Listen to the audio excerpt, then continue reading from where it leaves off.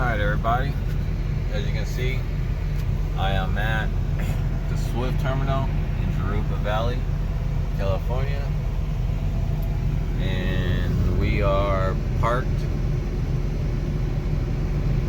Earlier you seen that I was at my first delivery.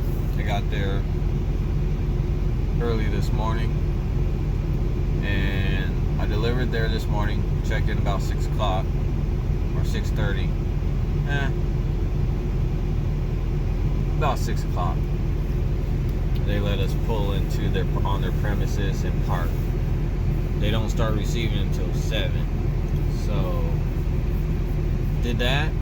Ended up getting unloaded. It took longer than what it should have, and kind of went to sleep. My phone didn't go off. I didn't hear my phone go off when I took a nap waiting for them. So when I got up, I had a missed call, which is not a big deal, but I finally got like 30 minutes after that, they put me in the door. I left there, got to my second delivery, which is a thumbnail at the Lineage, and that was still burning. So I went there, got unloaded. We went to our final delivery in Commerce, and we got in the office like 6 minutes after the delivery. So the lady's like, no more receiving, we closed. And I was like, I had a 2 o'clock appointment. No more receiving, we closed, no room.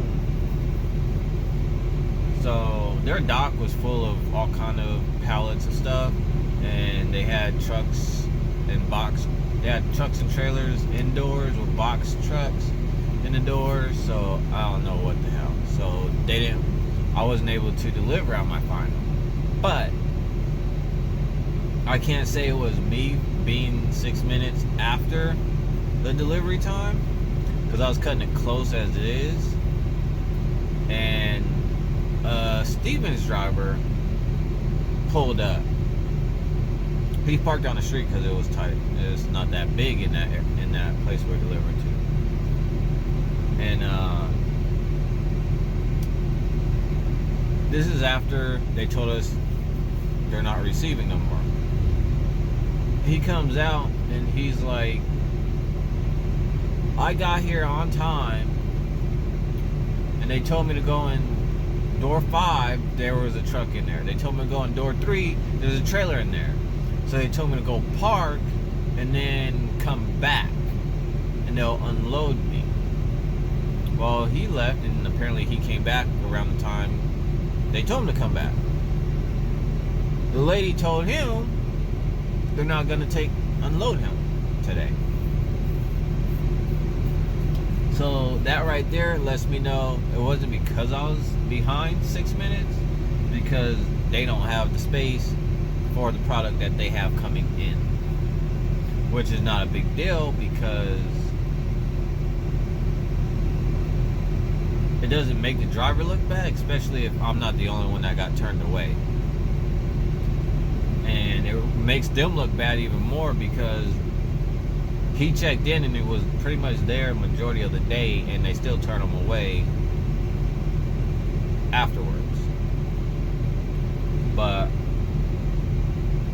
not a big deal. Not gonna rant about it. My whole thing is, hopefully they give me a T-call whenever they reschedule,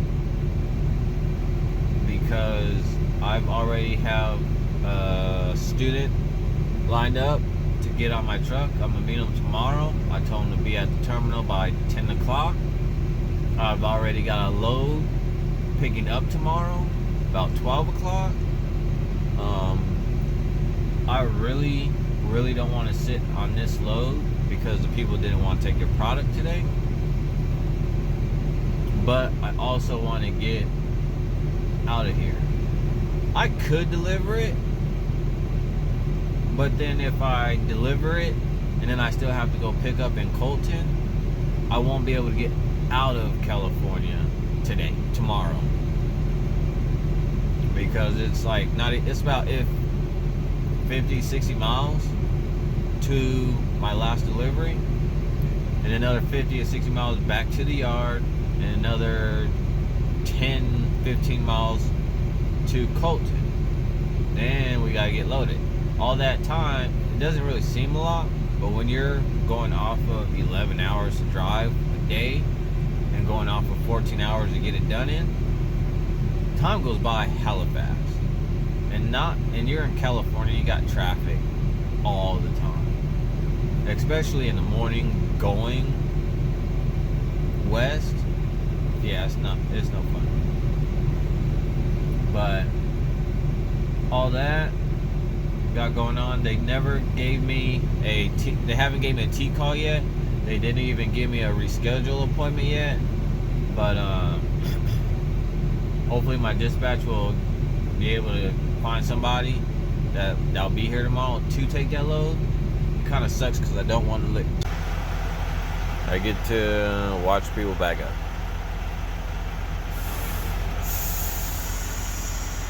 Yeah, I watch them.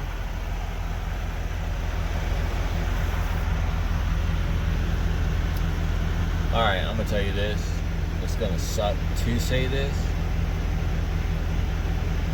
but what the heck is he doing?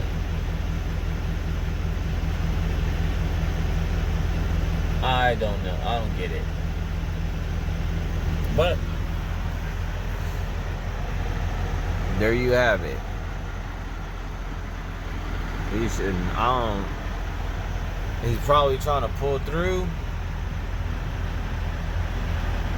but it doesn't look like it's working out.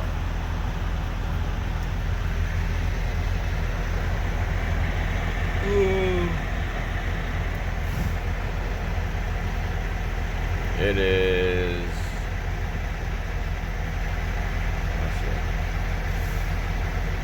It is 8:12.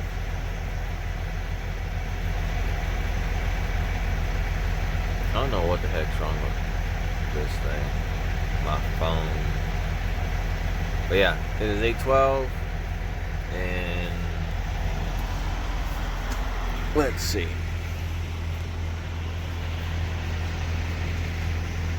Made my bed. I got my fan on. Try to save some diesel. Save some money in my pocket. As you can see, I got my 12 pack. Just bought yesterday. I got Arizona sweet tea. I've got Arizona half and half.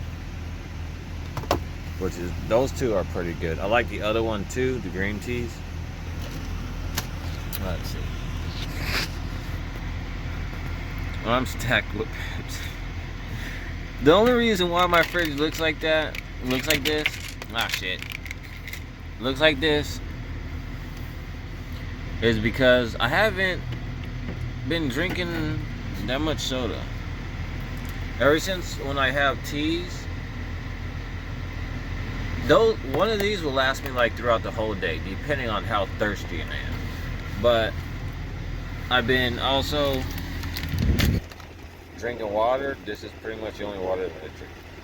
And every morning, or every time I wake up, I try to drink 1 bottle of water. And let's see. Soda. Get that out of here. I didn't realize it was open. Oh, I realized it was open, but I didn't think it was falling down. Yeah. Alright. Got another soda. Damn.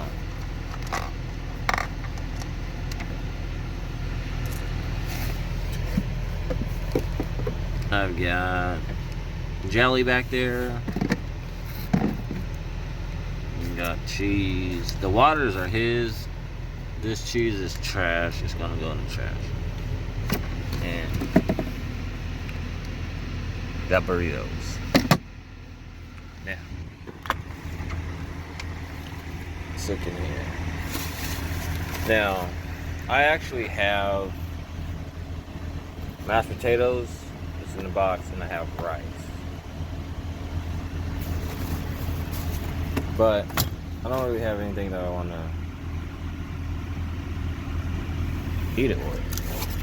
Down here, it just nothing. Empty. I have coffee because I get students that constantly drink coffee. They drink coffee like I drink Pepsi. But I tell them, I'm like, you know what? You're not always going to be at a truck stop when you want a coffee, so buy your own coffee. And then some do, so they leave it there, and I just pass it on to the next person. Same thing with anything else.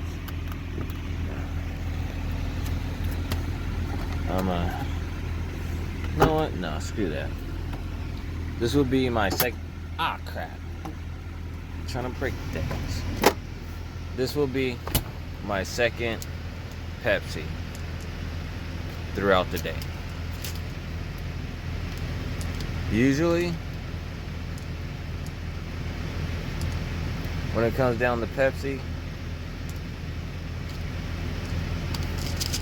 that box will be open,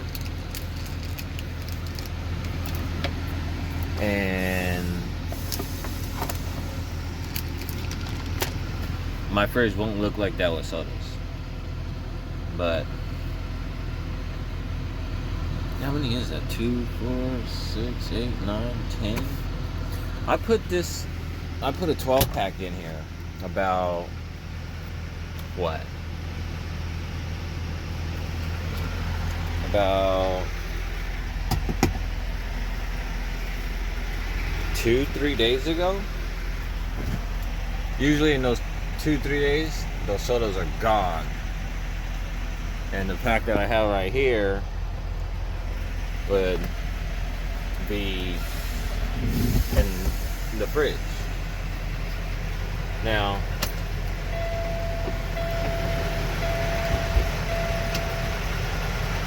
I know you could hear that truck on the side of me is idling. That truck over there is idling. No, I'm not idling. Let's check the temp, shall we?